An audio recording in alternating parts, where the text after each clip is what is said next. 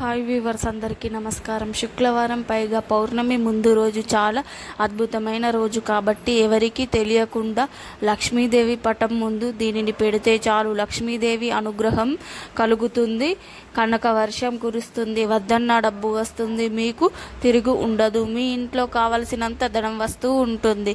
డబ్బు సమస్యలు ఉన్నవారు లక్ష్మీదేవి పటం ముందు ఈ ఒక్కటి పెట్టుకుంటే మీకు తిరుగు ఉండదు అని శాస్త్రాలు చెప్తున్నాయి. రేపు వచ్చే శుక్రవారం చాలా అద్భుతమైనది. ఈ రోజున లక్ష్మీదేవి పటం ముందు ఇది పెడితే చాలు చాలా అద్భుతమైన ఫలితాలు వస్తాయి.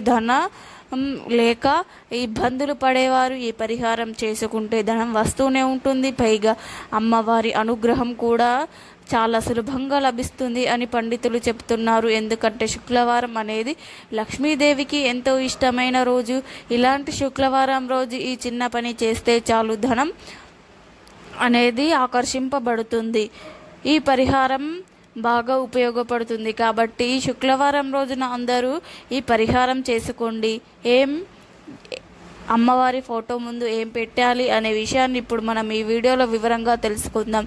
అంతకన్నా ముందు పవిత్ర కథను విందాం. ఫ్రెండ్స్, ఫస్ట్ అయితే ఈ వీడియోకి ఒక లైక్ కొట్టి మా ఛానల్ని సబ్స్క్రైబ్ చేసుకొని మాకు సపోర్ట్ చేయండి. మాకు మీ సపోర్ట్ చాలా అవసరం.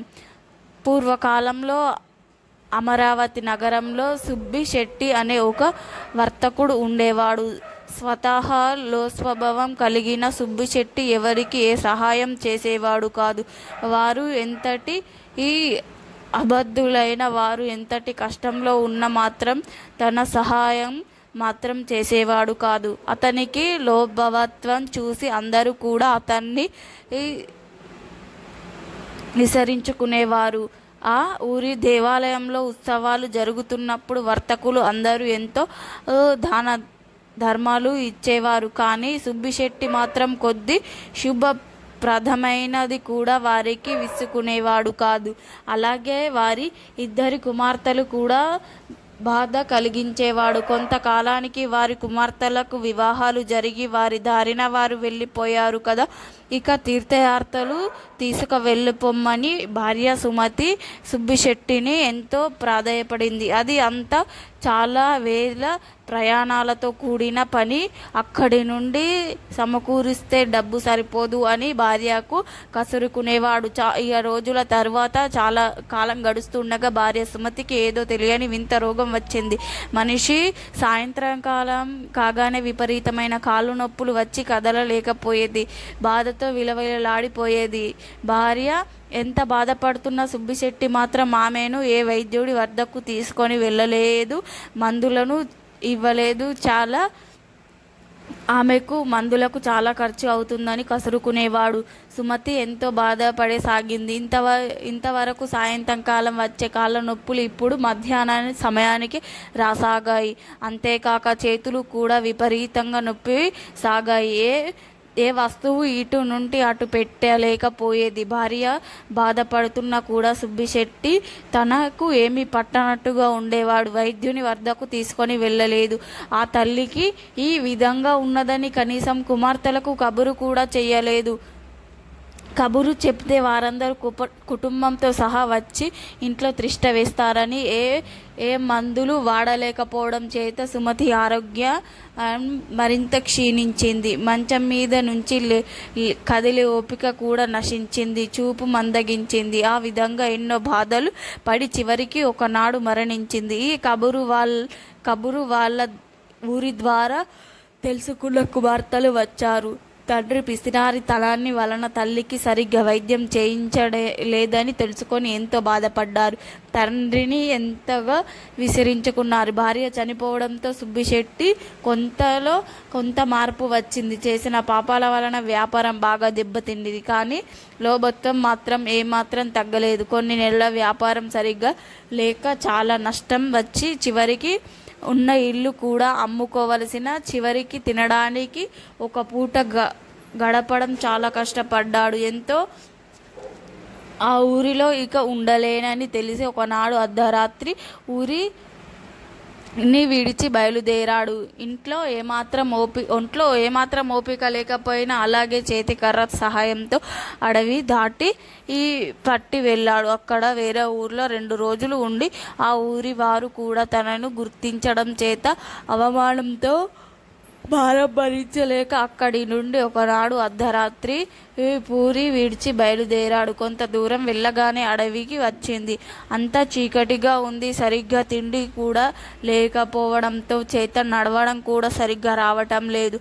ఒక్కసారి ఎదురుగా ఎలుగుబంటి కనిపించింది. ఎలుగుబంటి భీకరంగా అరుస్తూ సుబ్బిశెట్టిపైకి దూకపోయింది.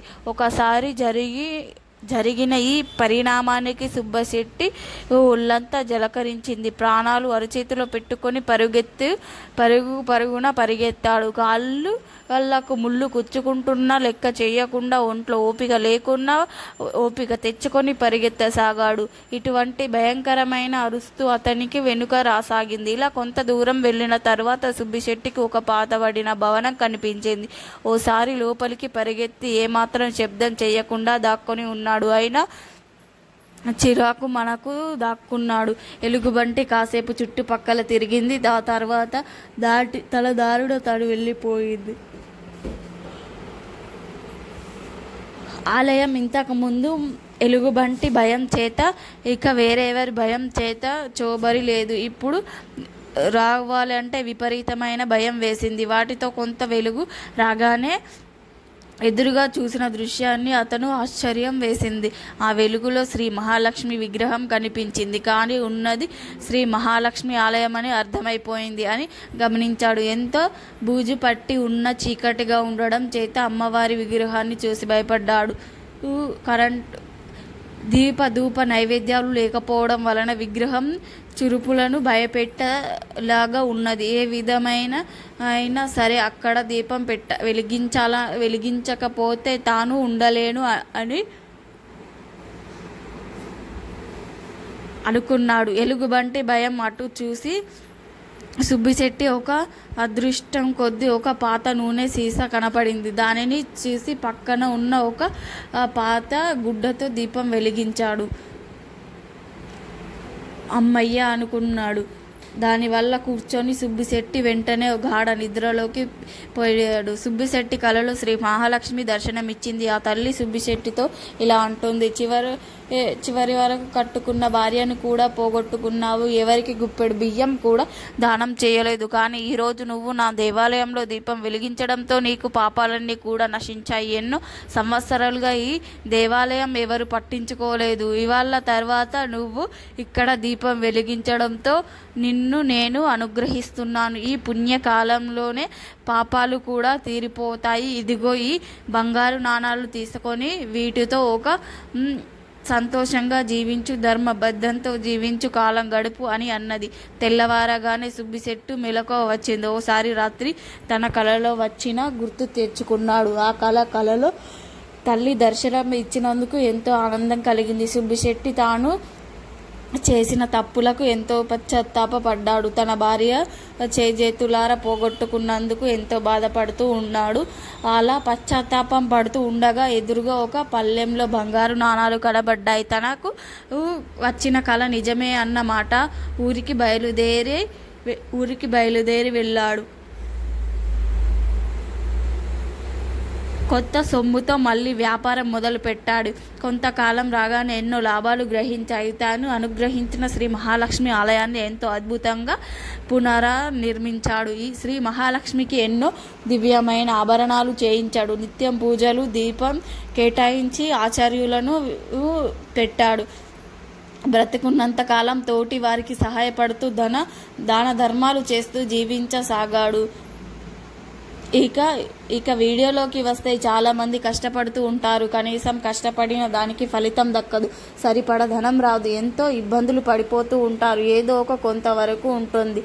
ఎంతో కొంత లోటు అనేది ఉంటుంది. శుక్రవారం రోజున చక్కగా ఉదయాన్నే లేచి శుచిగా స్నానం చేయండి. పసుపు నీటితో కడపకు ముగ్గులు పెట్టండి, పసుపు బొట్లు పెట్టండి. ఇలా ఇవన్నీ చేసిన తర్వాత చక్కగా ఒక గిన్నెలో నిండుగా వైట్ రైస్ని తీసుకోండి. అంటే అన్నం ముందే వండుకొని ఉంచి ఆ తర్వాత ఒక అన్నాన్ని ఒక బౌల్లో వేయండి. ఆ తర్వాత అన్నం మీద చిటికెడు ఉప్పును మరియు చిటికెడు పసుపును వేసి లక్ష్మీదేవి ఫోటో ముందు పెట్టండి. పెట్టిన తర్వాత ఒకసారి కనకదార స్తోత్రాన్ని చదవండి. లేదంటే ఓం శ్రీ మహాలక్ష్మాయే నమః అనే మంత్రాన్ని 11 సార్లు జపించండి. అమ్మవారి ముందు దీపం వెలిగించి ధూపం చూపండి.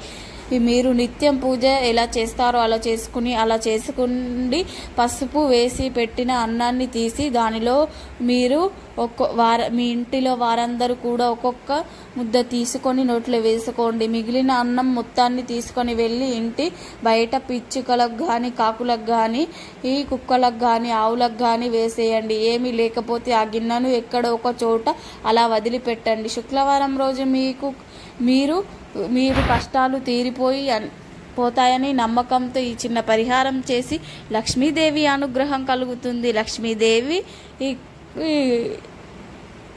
పెట్టడం వల్ల మంచి శుభ ఫలితాలను పొందండి. మా వీడియో నచ్చితే లైక్ చేయండి, షేర్ చేయండి, అలాగే మా ఛానల్ని సబ్స్క్రైబ్ చేసుకోండి. మీ అందరికీ ధన్యవాదములు.